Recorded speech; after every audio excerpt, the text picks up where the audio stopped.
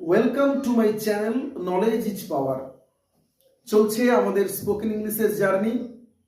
আমরা চেষ্টা করছি কিভাবে আমরা ইংরেজিতে খুব সহজে কথা বলতে পারি, এবং তার জন্য প্রথমে যেটা দরকার আমাদের নিত্য প্রয়োজনীয় কথাগুলো, যেগুলো আমরা প্রতিদিন আমাদের ফ্যামিলি অ্যাটমসফিয়ারে আমাদের পরিবারে বলি, বন্ধু বান্ধবদের সঙ্গে বলি, সেগুলোকে কিভাবে ইংলিশে বলতে হয় সেগুলো যদি আমরা প্র্যাকটিস করে ফেলতে পারি তাহলে কিন্তু আমাদের কাজটা অনেকটা সহজ হয়ে যাবে। আজকে আমাদের টপিক যে খাবার টেবিলে আমরা কিভাবে ইংরেজিতে কথাবার্তা বলবো। তো খাবারের কথা মনে হলেই আমরা সকালবেলায় আমাদের সব থেকে most important meal of the day, অর্থাৎ দিনের সব থেকে গুরুত্বপূর্ণ মিলটা হচ্ছে আমাদের ব্রেকফাস্ট।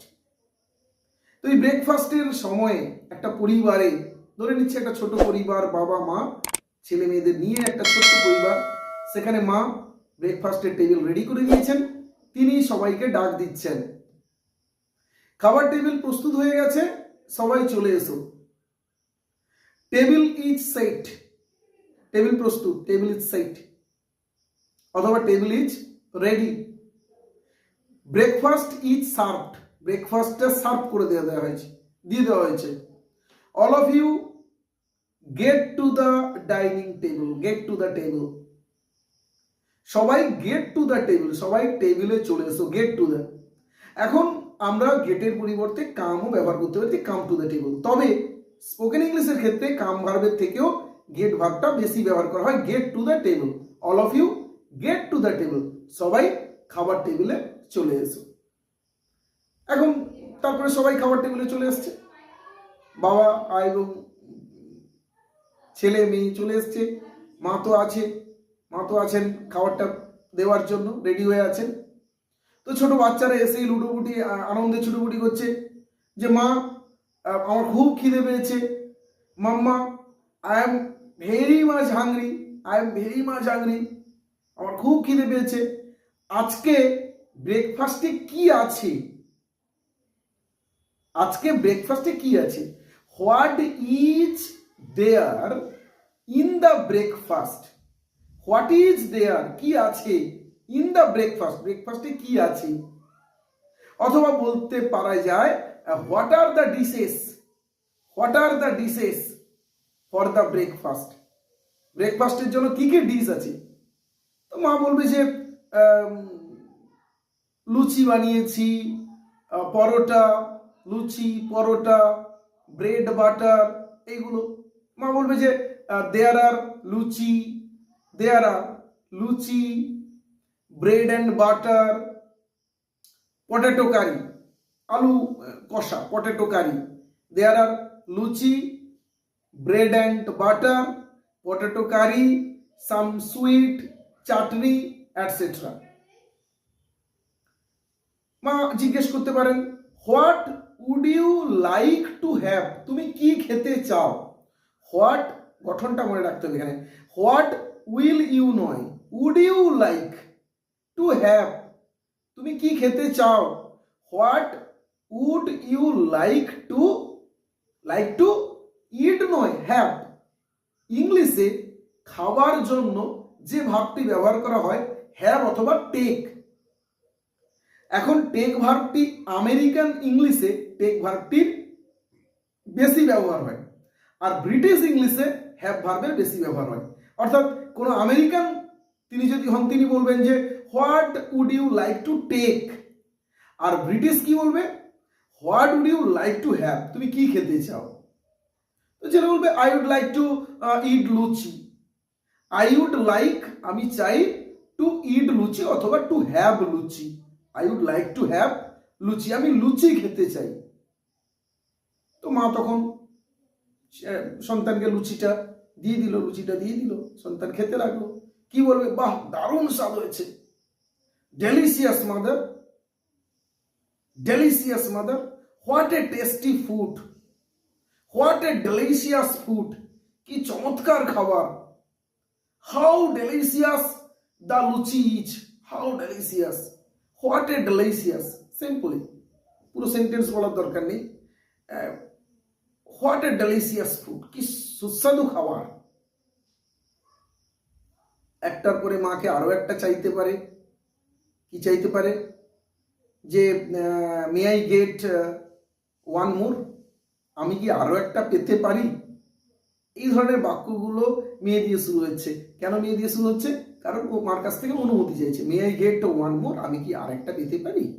অফকোর্স, অবশ্যই, হোয়াই নট, কেন না, টেক দিস, এই যে নাও, অফকোর্স, অবশ্যই, হোয়াই নট, কেন না, টেক দিস, এই যে নাও। এবার তিনি তার স্বামীর দিকে ফিরলেন, পরিবারের কর্তা বাবার দিকে ফিরলেন, জিজ্ঞেস করছেন, what would you like to have, তুমি কি নিতে চাও, অর্থাৎ তুমি কি খাবে।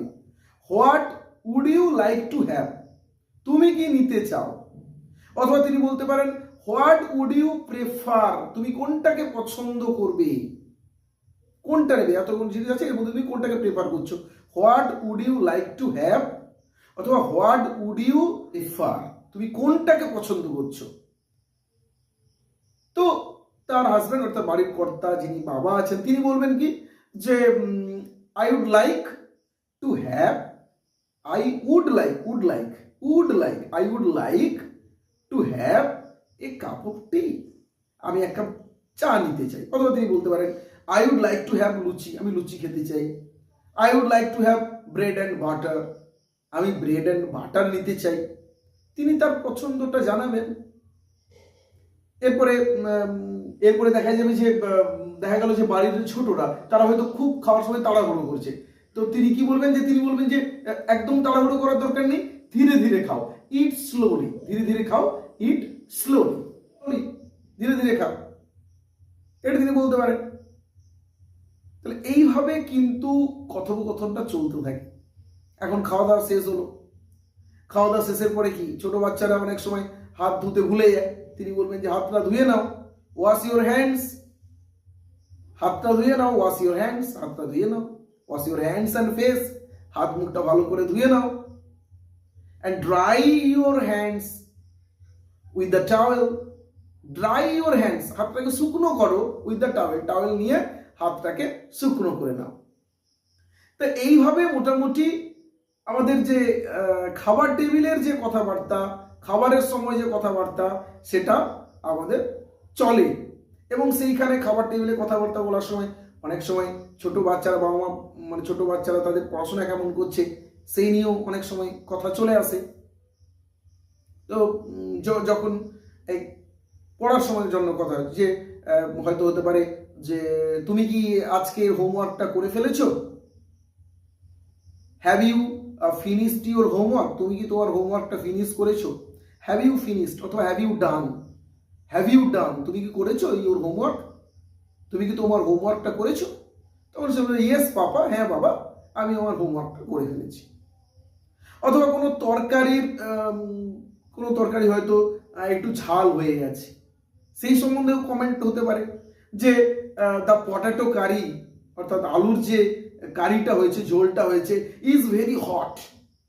এখানে হট মানে গরম নয়, অ্যাকচুয়ালি মানে ঝাল হয়েছে এটা বোঝানোর জন্য হট এটা ব্যবহার করা হয়। The potato curry is very hot অথবা too hot, too hot, T double O, too, the potato curry is too hot. এখানে হট বলতে কিন্তু গরম না, হট বলতে কি না, হট বলতে যে কারিটা খুব ঝাল হয়ে গেছে অথবা কারিটা খুব নোনা হয়ে গেছে, the potato curry is salty. অথবা হতে পারে যে এই পটেটো কারিতে একটু লবণ কম হয়ে গেছে বা লবণ লাগবে, the potato curry lacks salt, অথবা potato curry is low in salt, লবণটা একটু কম হয়ে গেছে। তো এইভাবে কিন্তু কথাবার্তাটা আমাদের চালিয়ে নিয়ে যেতে হবে। এবং কনভারসেশন করতে গিয়ে একটা জিনিস কিন্তু মাথায় রাখতে হবে যে আমরা গ্রামারকে নিয়ে খুব বেশি ভাববো না। গ্রামার অবশ্যই দরকার, কিন্তু যখন আমরা কথাবার্তাটা ফার্স্ট স্টার্ট করছি তখন যদি গ্রামারকে নিয়ে খুব বেশি চিন্তা করি তাহলে কিন্তু কথাবার্তার মধ্যে আমাদের জড়তা আসবে, ভয় আসবে। তো আমরা কথা বলাটা চালিয়ে যাব, সঙ্গে সঙ্গে গ্রামারটাও ঠিক করে কথা বলার চেষ্টা করব, তাহলে কিন্তু আমাদের হয়ে যাবে। তাহলে আমাদের জার্নিটা চলতে থাক। পরের ভিডিও নিয়ে খুব দ্রুত আসছি, কিভাবে আমরা আমাদের পরিবারে, বন্ধু বান্ধব, আপনজনদের সঙ্গে বিভিন্ন ধরনের আমরা অভ্যর্থনা জানাবো। কারণ বিভিন্ন দেশে কারোর সঙ্গে দেখা হলে তাকে অভ্যর্থ জানানো, কোথাও আমাদের বাংলায় যেরকম আমরা নমস্কার বলি, কেমন আছেন, এই ধরনের কথাগুলো বলি। বন্ধু বান্ধবদের সঙ্গে দেখা হলে কি কেমন আছিস, ভালো তো, এই ধরনের কথাগুলো বলি। তো ইংল্যান্ডে, আমেরিকাতে তারা কেমনভাবে তারা কথাটা বলে ইংলিশে, বা তাদের ইংলিশে সম্ভাষণ বা সম্বোধন জানানোর ভাষাটা কেমন, অভিব্যক্তিটা কেমন, সেটা নিয়ে পরের ভিডিওতে আলোচনা করব। আর যদি আমাদের এই ভিডিওগুলো ভালো লেগে থাকে তাহলে অবশ্যই চ্যানেলটিকে লাইক, শেয়ার এবং সাবস্ক্রাইব করতে হবে। ধন্যবাদ, এখানেই থামছি।